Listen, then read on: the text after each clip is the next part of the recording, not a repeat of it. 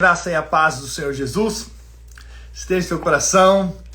Que alegria estarmos juntos para ouvirmos a palavra de Deus, para sermos edificados, para sermos inspirados pelo Senhor. Eu creio que a palavra de Deus não volta vazia. O fato de você ouvir a palavra de Deus vai produzir resultados poderosos na sua vida. É uma plantação. Você está sendo semeado, está plantando as verdades do Senhor no seu coração. E com certeza vai produzir muitos frutos. Frutos de bênçãos, de alegria, de paz, de vida. Há muitas bênçãos sobre a sua vida pelo fato de você apenas ouvir a palavra. O ouvir traz a fé. Ouvir de Cristo traz a fé. Uma vez que você tem a fé, você então pode ver o sobrenatural se manifestando na sua vida. Em nome de Jesus, por acaso você está aqui, Deus te trouxe aqui hoje porque Ele quer falar com você. Vamos orar? Vamos pedir para que o Espírito Santo fale conosco? Pai, nessa hora nós apenas voltamos nosso espírito, nosso coração, na plena certeza de que o Senhor fala conosco, na plena certeza de que o Senhor nos dá sabedoria. Senhor, nesses dias nós temos orado por sabedoria, por espírito de sabedoria, de revelação da Tua palavra. Abra os nossos olhos espirituais para que vejamos as verdades do Senhor e que sejamos transformados por elas, em nome do Senhor Jesus. Amém, amém. Glória a Jesus. Glória a Deus. Hoje, domingo, dia 6 de julho, estamos aí nessa jornada no livro de Provérbios, falando todos os dias de um capítulo desse livro tão poderoso que está na Bíblia para nos ensinar a sabedoria. Nós precisamos da sabedoria dos céus. Essa tem sido a minha oração constantemente. Em todo o tempo eu tenho falado: Senhor, me dá sabedoria, me dá sabedoria, me dá sabedoria, porque é muito precioso quando nós adquirimos a sabedoria. E como nós já dissemos aqui, sabedoria é adquirir sabedoria. O princípio da sabedoria é: adquire sabedoria, ou seja, volte para aprender, volte-se para o Senhor, com certeza Ele vai te ensinar, vai estar nos ensinando aqui por meio da palavra. Amém? Glória a Deus. Capítulo 6 de Provérbios é um capítulo de advertências, para que nós possamos tomar cuidado com algumas coisas. E vamos ver o que a palavra de Deus então fala para nós tomarmos cuidado, para nós não entrarmos por esse caminho, né? Porque vai ser um caminho mau. Bom, primeiro, capítulo 6, versículo 1, diz assim: Filho meu, se ficaste por fiador do teu companheiro, e se te empenhaste ao estranho, estás enredado com os que dizem os teus lábios, está preso com as palavras da tua boca. Agora, pois, faz isso, filho meu, e livra-te, pois caíste nas mãos do teu companheiro. Vai, próstro e importuno do teu companheiro, não dê sono aos teus olhos, nem repouso às tuas pálpebras. Livra-te como a gazela da mão do caçador, e como a ave da mão do passarinheiro. O que a Bíblia está nos dizendo aqui? Então, esse capítulo 6 é o capítulo de advertências. Primeiro, contra ser fiador, ou seja, não seja fiador. Então, é muito comum ser fiador de aluguel. Então, a pessoa aluga, aí quem está alugando pede, então, um fiador. Mas quando você coloca um fiador, ou você se torna um fiador de alguém, significa o seguinte: que se a pessoa não pagar, você tem que pagar. A dívida que aquela pessoa deixar, você vai ter que pagar. Seja no aluguel, seja no financiamento, no empréstimo. Então o que a Bíblia está dizendo? Escapole disso, saia disso. Você entrou e se tornou fiador de alguém, vai até ele e resolva isso. Saia logo de ser fiador. Não seja fiador, ok? Porque senão isso vai ser um laço para você. Vai ser um problema lá na frente. Tudo bem, pastor, mas agora eu tenho como ser, eu tenho como pagar. Ok, você pode hoje e amanhã, se você não puder. Entende? Pode ter um problema muito grande para você, para sua família, para sua casa, para seus filhos. Então tem muitas coisas aí envolvidas nisso. Então tome cuidado quanto a isso. Então tente resolver. Não seja, mas também se você já é, então tente resolver, tente sair fora logo. Aí essa é a sabedoria, essa advertência da palavra de Deus. Versículo 6, outra advertência. Agora a advertência é com relação a preguiça. Vai ter com a formiga, ó preguiçoso. Considera os teus caminhos e ser sábio.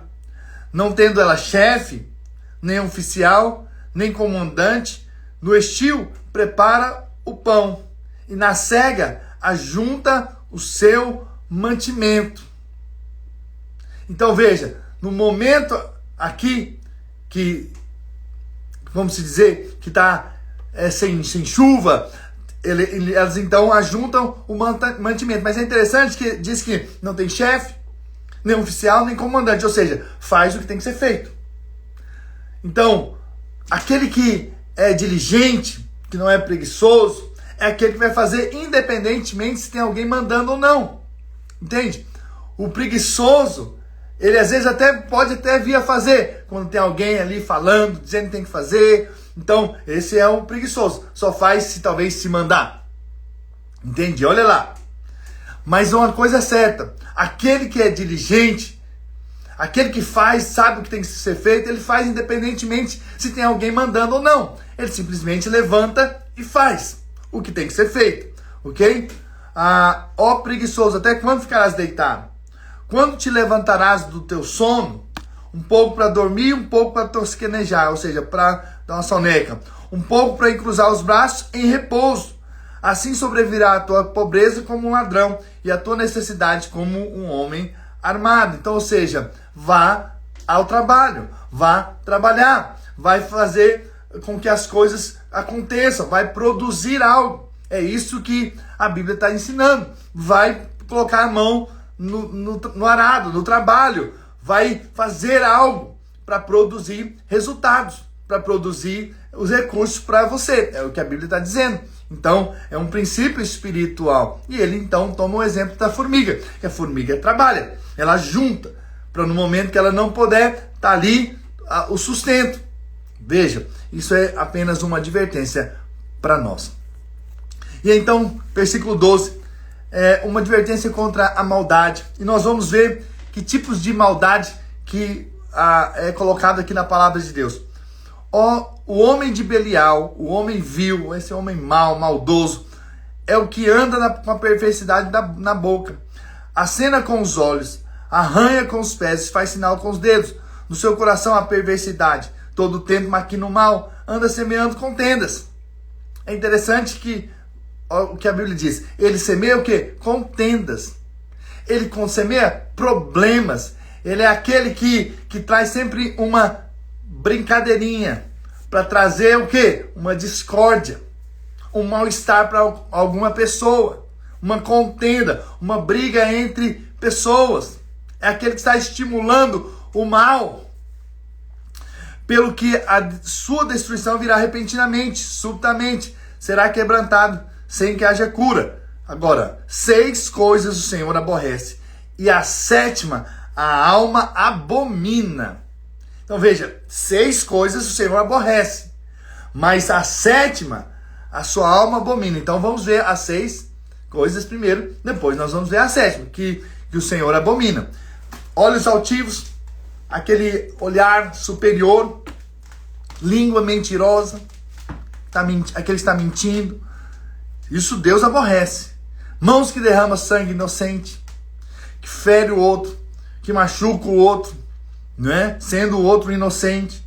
Coração que trama projetos iníquos, ou seja, planos maldosos, isso Deus aborrece. Que mais? Pés que apressam para correr para o mal.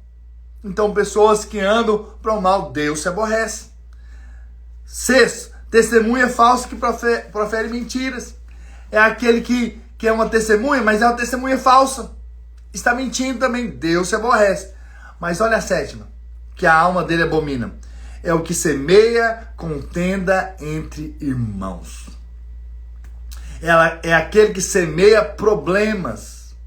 É aquele que está ali sempre, fala com um de um jeito, depois um com o outro, e um disse que me disse. É aquele que sai saindo falando fofoca, falando mal do outro, expondo o problema do outro, ou levando o outro a ficar com raiva do outro irmão. Isso a alma de Deus abomina. Olha o quanto é sério quando você abre a sua boca para falar mal ou para falar do outro. Olha, você sabe o que o outro falou de você? E aquelas conversas trocadas, para um fala de um jeito, para outro fala de outro. E aí vai trazendo o quê? Contendas, brigas, confusão entre a própria família. Entre famílias mesmo de sangue, mas também em famílias, a família da igreja, família dos irmãos. Isso é um problema. Você não é um semeador de contendas, você é um abençoador, você é um apaziguador, é aquele que traz a paz. Você é que traz a reconciliação. A Bíblia diz que nós somos ministros da reconciliação. Que se nós sabemos que o irmão está contra o outro, nós vamos lá para reconciliar. Não é para pôr lenha na fogueira. Não é para piorar o problema. Nós estamos ali para abençoar um ao outro.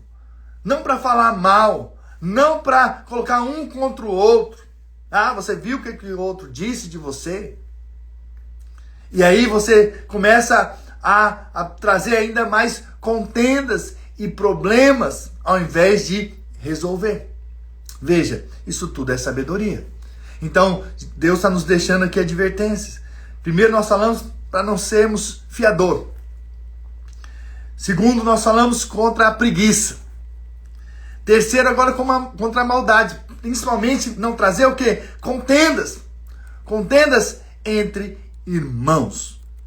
E agora, a última advertência, que nós já falamos ontem sobre ela, mas a Bíblia insiste em falar, pelo fato de estar repetindo, e repete mais algumas vezes no livro de Provérbios, é porque é importante para nós entendermos isso. Lembra que a palavra de Deus, ela é proteção. Ela nos guarda. O fato de você estar ouvindo a palavra aqui, essa palavra vem para nos guardar. Entende? Para nos livrar do mal. Então, ao ouvirmos, nós somos fortalecidos e nós somos guardados. E aí, então, a Bíblia dá mais uma advertência contra o adultério. Versículo 20. Filho meu, guarda o mandamento de teu pai e não deixe a instrução de tua mãe. Ata-os perpetuamente no teu coração, penduras no pescoço. Ou seja, filhos, ouça o que os seus pais estão te ensinando. Ouça o que o pai e a mãe estão falando para você. Eles estão dando direção. Eles estão mostrando um caminho. Ande por esse caminho. É o caminho, claro, da palavra de Deus. Ata-os perpetuamente no coração, penduras no pescoço. Quando caminhares, isso te guiará. Quando deitares, te guardarás. Quando acordares, falarás contigo. Porque o mandamento é lâmpada e a instrução, luz. E as repreensões e disciplina são o caminho da vida. Olha, esse versículo 23 tem que estar guardado no nosso coração. Veja, vou repetir. Porque o mandamento é lâmpada. Quando você tem luz, você sabe onde anda. E a instrução é luz. E as repreensões e disciplina são o caminho da vida. Então, quando você aceita a disciplina, quando você aceita a correção, quando você aceita a exortação dos seus pais, você está sendo sábio. Está caminhando para a vida. Para te guardarem da vil mulher e das lisonjas da mulher alheia. Não cobice no teu coração a sua formosura, nem te deixes prender com as suas olhadelas.